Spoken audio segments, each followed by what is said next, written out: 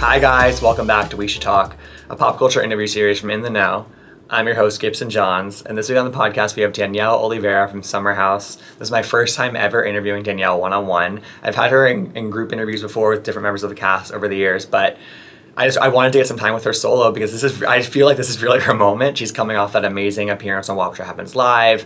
You know, I think that she's really leaning into her platform on Summer House and just her presence on the show. I think has never been felt more. She's always been great on the show, but she's on this sort of upward trajectory that I think is really awesome. And she's made some big decisions in her career and her personal life that have kind of empowered her to lean into this more. And it was really interesting to hear about that and her relationship with Robert and what it's been like sort of bringing him into this really unique kind of fishbowl of a life on reality TV. And I think he's reacting really well to it, but it was great to hear her perspective on that. And we also covered all of our bases. We talked about, you know, Lindsay and Carl, Lindsay and Austin, and then how sort of Danielle tries to insert herself in that whole thing and ends up in a fight with Sierra. That we saw that trailer that, you know, if you haven't seen that, then I don't know where you've been. But so she had some really great answers. She's a great interview and she was really thoughtful in her perspective on a lot of this stuff. So keep listening for my interview with Danielle Olivera from Summer House.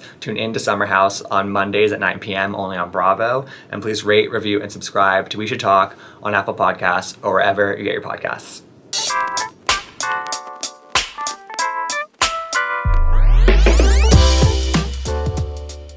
All right, so we are here with Danielle Olivera from Summer House. Danielle, I mean, I feel like there's no better time to have you on because you're coming off of this amazing Watch What Happens Live appearance, your first ever. How are you right now? Good. I mean, I loved Watch What Happens Live. I thought it was so much fun. Anything with Andy, I think he's just such a professional and he's so easy to talk to. Right. And then being there with Lindsay, of course, it's just easy, you know? And I just thought we had so much fun.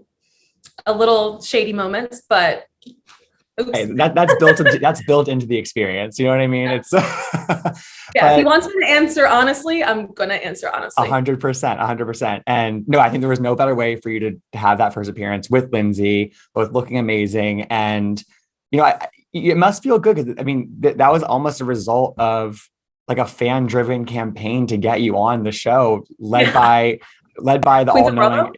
Oh yeah, Queens of Bravo, the all-knowing account. Like that must feel good to know that you've gotten to a point where it's like people really are in your corner, and you know, I feel like, you know, to an outsider, maybe like just appearing on Watch What Happens Live might not be a huge deal, but like it is a big deal, and I think it's a huge kind of it just shows that you're so in this world and people want to see you there.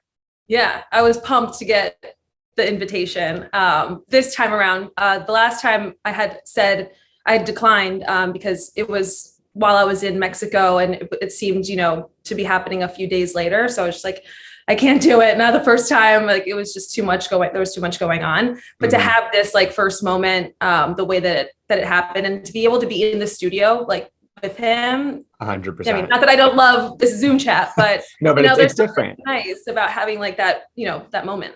100%. And it's funny when I was Googling some stuff before this interview and I came across a post that you had posted around season 4, just sort of clarifying.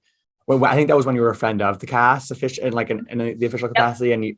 And you said something that was like, oh, like, I know I'm not a fan favorite or anything. And like, I'm like, I don't know if that was true back then, but it's definitely not true now. Like like you're definitely like somebody who I see so much positive commentary about online and people really, again, are really in your corner.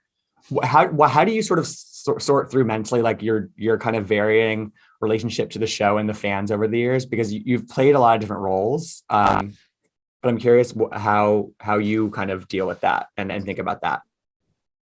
I mean, I have been like the double life that I feel like I have sometimes, where it's like me on TV and then me in tech and my corporate job. That was always an ongoing battle in my head of what do I lean into the most? And for a really long time, I was just all about my career, and I didn't give enough, I don't think, in those previous seasons, have people like off what you see on TV get to know me, whether it be on Instagram, or Twitter, or whatever avenue people were communicating about the show.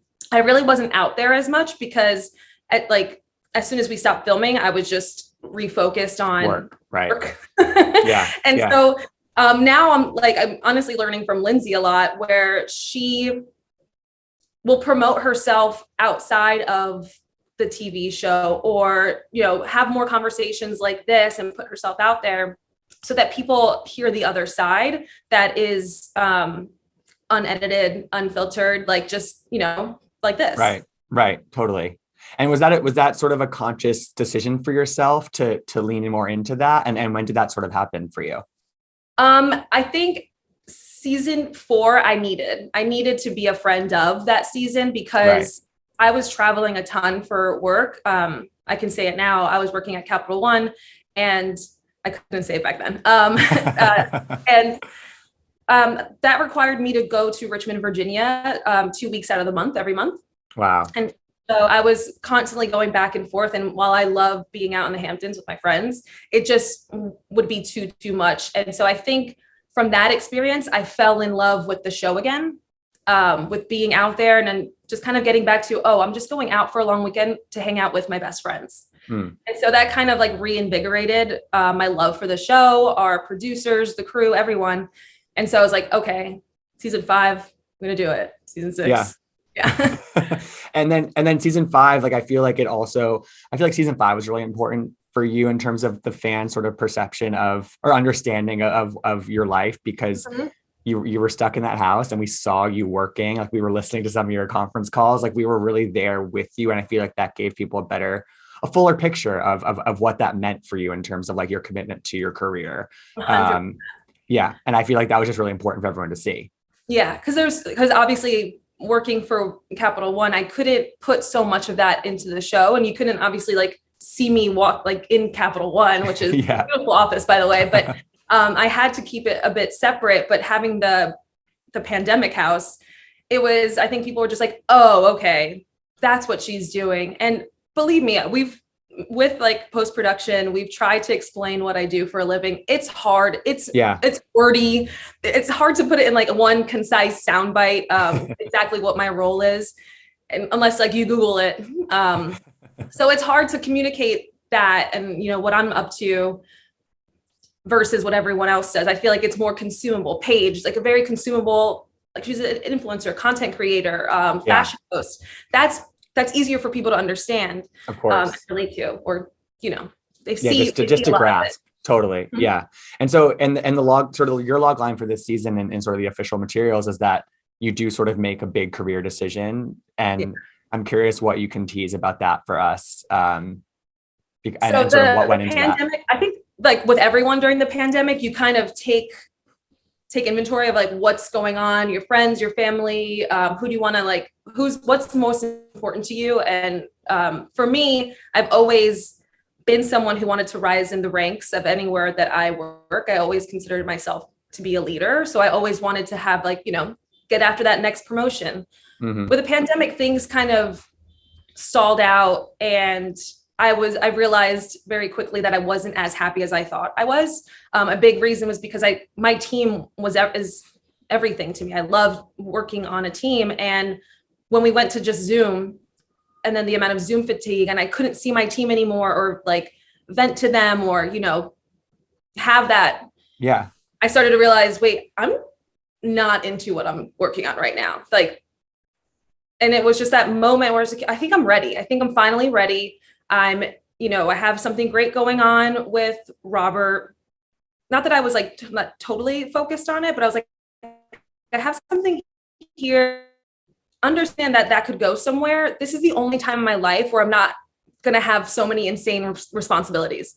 I don't have a mortgage. I don't have kids. Like, I'm just feeding myself pretty much.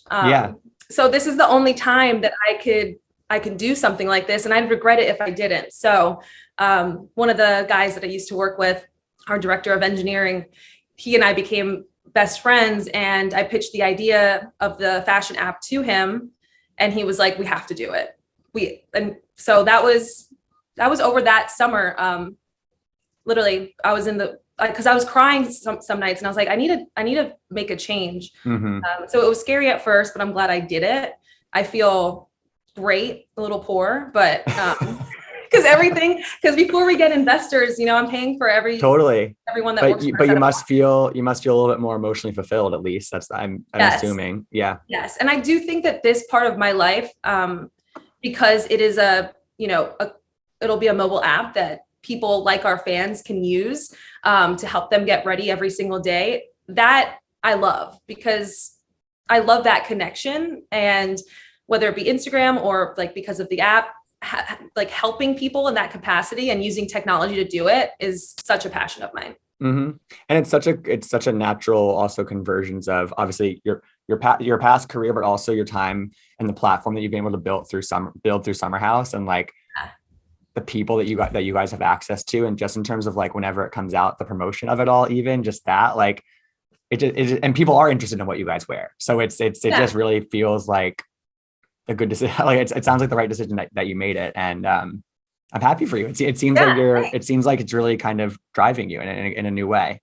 Yeah, and I thought it was pretty cool to have like my castmates be interested in it as well. Later on, I go to Paige's closet just to kind of show her like what I've been up to and kind of go through the process. And she was like, "Oh my God, this is so exciting. I want this. I want this." Oh my gosh. Yeah. That's the person you really need to co-sign it. So that's perfect. Yeah. I was like, I'm probably going to I want her feedback. And I think that has kind of changed our relationship. So like now we have, this thing that we both love, which is outfits. And something that I think that she could go on, she could be on my platform and generate some money. So it's a win-win for everyone. Awesome. Well, I'm excited to see it come to life soon. And that's awesome. And then obviously you mentioned you and Robert, and I think that's another that I'm sure that played a role in sort of your reevaluating of what you were doing in life. And I had Lindsay on around the premiere, and we were talking about how one of the things that makes her and Carl work is that they have this sort of shared experience of being on this show together that a lot of people can't understand, and it's probably hard to bring other people into this world that weren't already a part of it or whatever.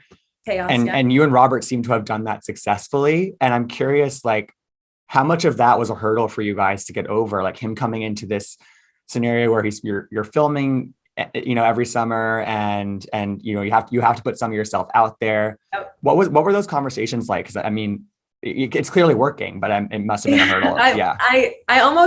I did turn him down when he slid into my DMs when I first met him, because at that point I met him July 9th, and we were going to start filming Pandemic House like maybe 3 weeks after that. We got the green light.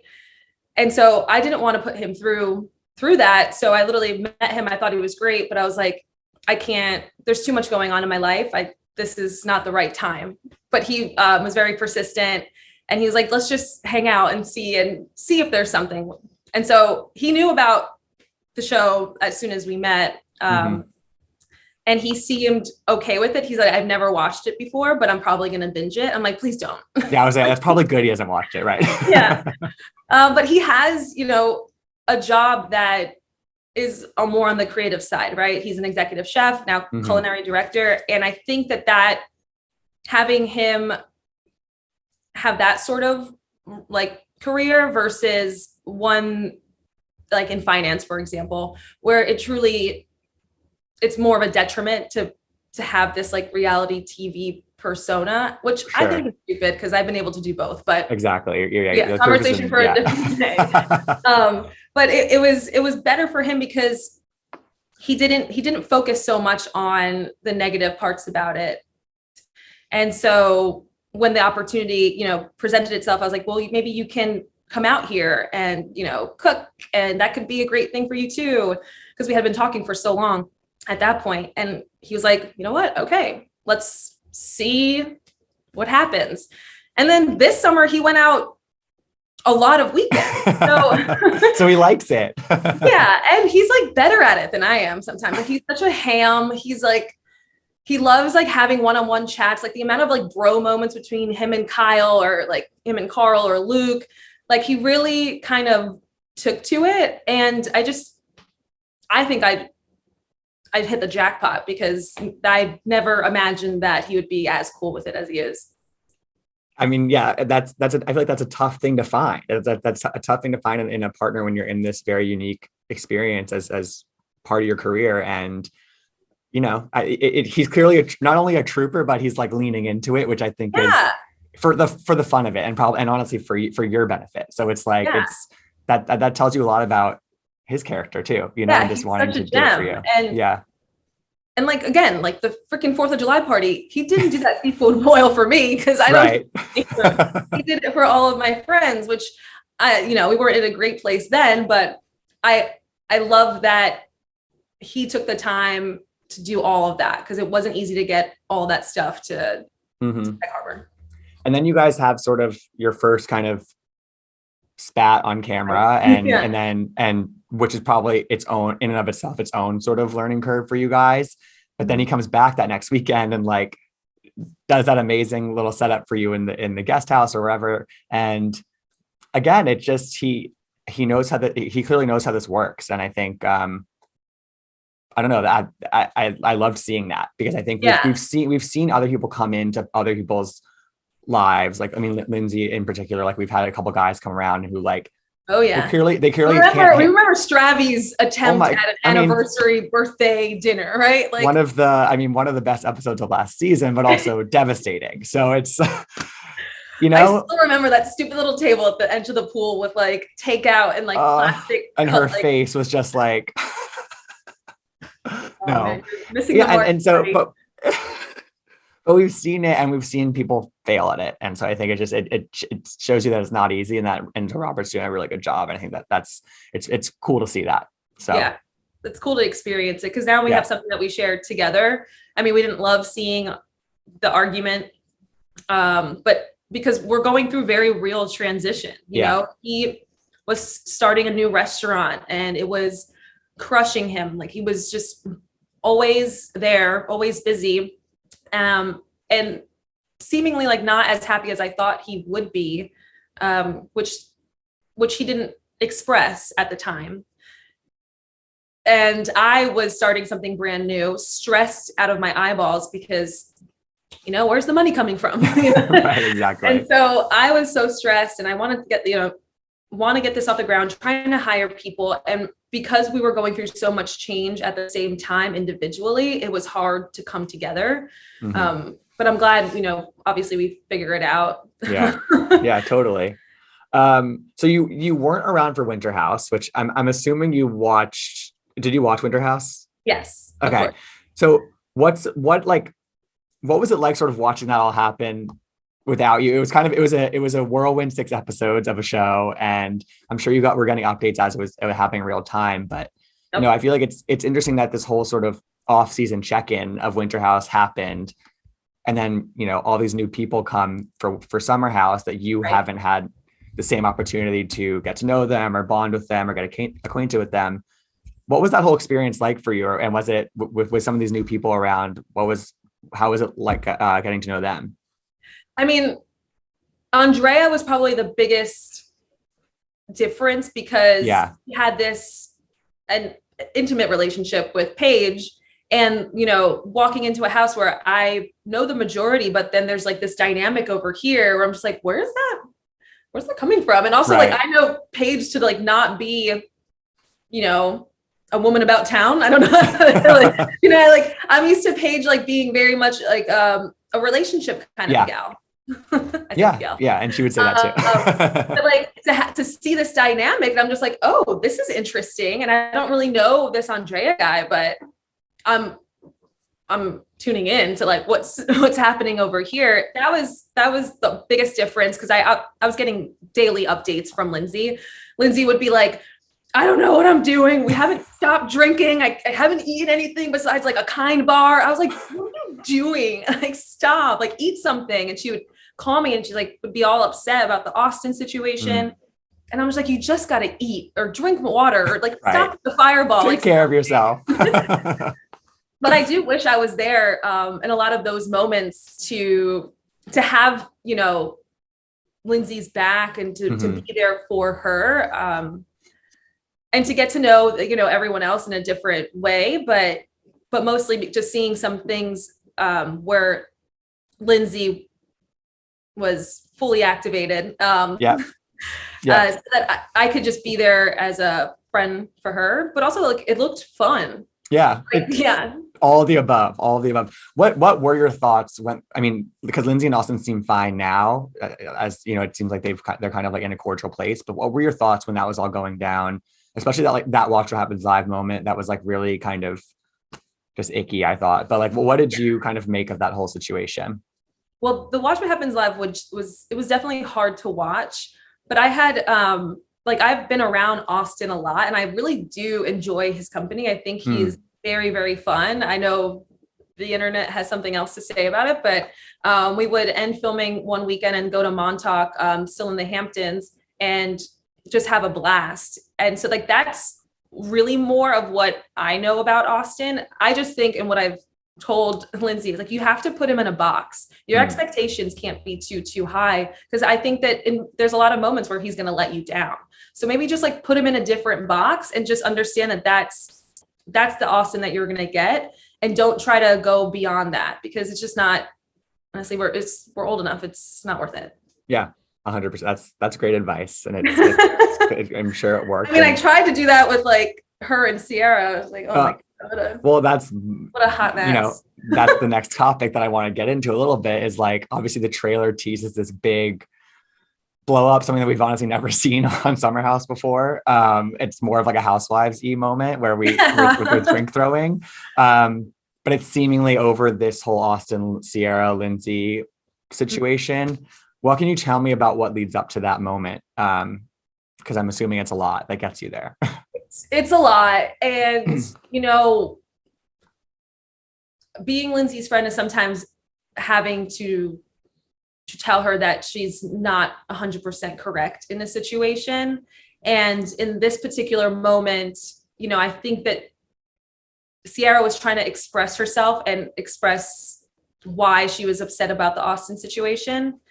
And Lindsay kind of just wasn't, you know, when you're talking to someone and they're not giving you anything, that there's like no emotion, there's like, stonewalling you. Yeah. Like, and so that was kind of the vibe. And so I tried to like, from a good place, try to like be like, okay, well, this is not going anywhere. It was like a monologue. And I was just like, this isn't going anywhere. We need to like, I'm like shaking Lindsay. I'm like, can you give her something? Do something, like, right? Something. And so big mistake on my part. Huge. Because okay. I think when people, I think she jumped to the conclusion that I was just going to like back up Lindsay. And I don't back up anyone blindly. Like I won't, you know, I'm a very loyal friend, but sometimes being a good friend to an extent, right? Exactly. Yeah. Telling them the hard truths about how they're handling something. Yeah. And it didn't matter at that moment. I think Sierra was just had enough, and she saw me trying like to interject or whatever. And it was enough for her to just like be like, stand up and throw wine. Because maybe I cut in too late. I don't know. And she was just like already had it. And then, you know, you see me next to Lindsay, because we were sitting right next to each other. And she sees me, and then she probably also sees Lindsay at the same time, you know, because we are, you know, best friends. And it was, you know what? I didn't even know the glass was thrown, but I was very upset afterward because I've never been in an altercation. Right. I mean, I wouldn't expect you to have been in an altercation like that before. Yeah. Right. Like poor Andrea is like trying to have like a nice, lovely Italian dinner. Thankfully I wore red, because he was like red, white, or green. I was like, well, glad I didn't. For voting choice. Yeah, I'm assuming part of you also sort of like blacks out in that moment. Like it, like, yes. Yeah. Like the moment she stood up, and then with the wine, because like that's what I felt first. Everything after that was a blur. Like the fact that it got that ugly is really disappointing. Yeah. I mean, and it's not something that we've ever seen on Summer House. Usually, I mean, we've seen, I guess, the boys get physical, but usually I feel like it's like it's verbal. And so it's interesting that it's going to be interesting to see sort of what leads up to that moment. But, you know, I think clearly, like, you know, everything kind of settles down, and Lindsay has chosen Carl as somebody who she wants to pursue. And it's it's clearly been way more successful than the first time they tried it. And I feel like it's because they're in different places in both their lives. What do you make of, as a really good friend to both of them, separately and together? Why do you think it's working now so well for them? I think that the what happened, the Winter House, like that, because Carl wasn't on Winter House, but Right. I think just like the way that they support each other has like a huge impact on their relationship, because a lot of the times, especially because they live in the same building, they lean so much on each other for that emotional support. And with Carl's sobriety, Lindsay also has been sober in solidarity, because over the holidays it's always difficult for Carl. Yeah.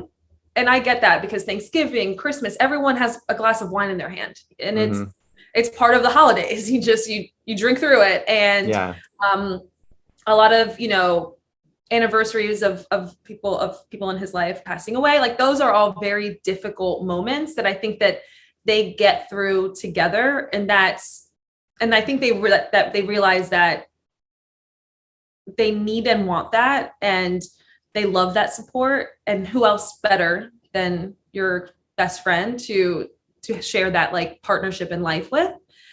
When I heard it, or when she told me about it, I was surprised, shocked, and it was such a big adjustment and dynamic shift that I didn't know how to handle it. So I probably didn't handle it very well.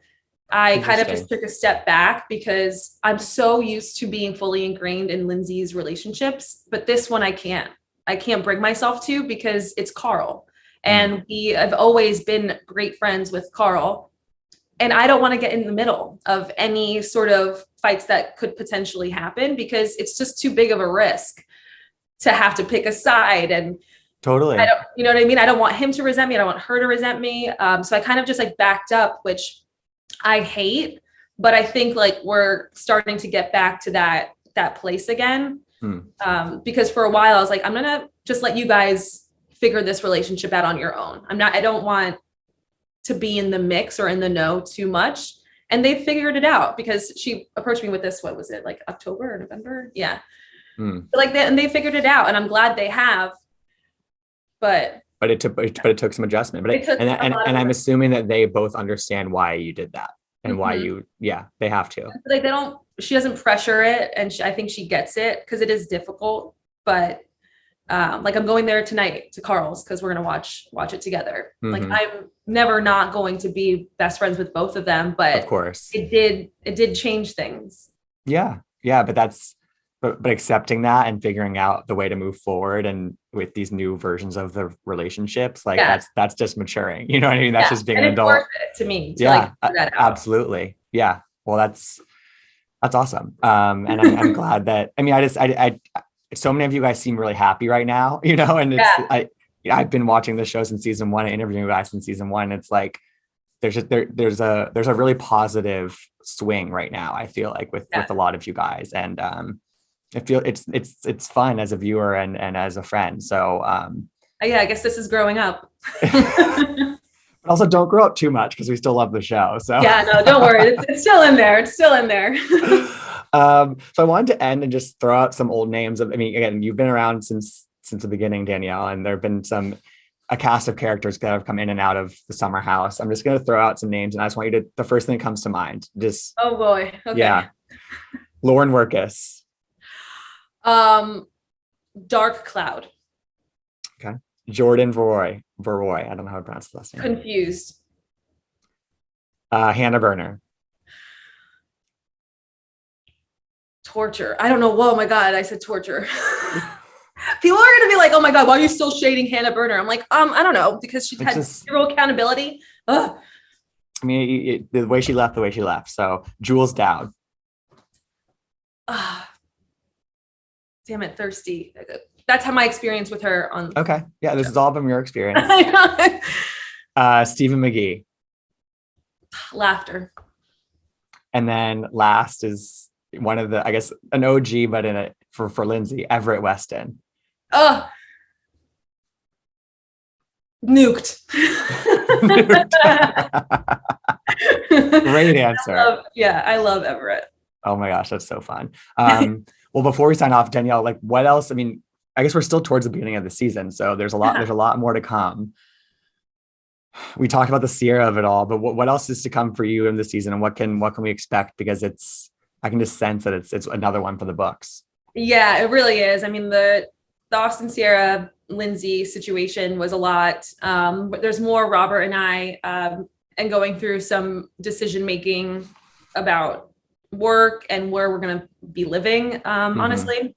Because when we were filming, our lease was going to be up in our East Village apartment. So we had to figure it out. Where are we going to live next? A lot of that.